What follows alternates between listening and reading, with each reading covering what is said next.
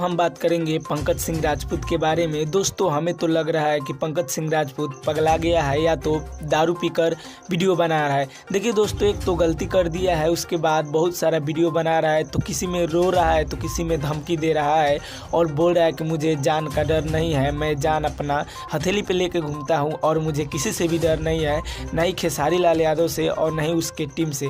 देखिए दोस्तों, एक बार तो यह गाना गया था तो इसको थोड़ा बहुत पीट कर छोड़ दिया गया था और यह माफ़ी मांगा था, इसी कारण इसको छोड़ दिया गया था।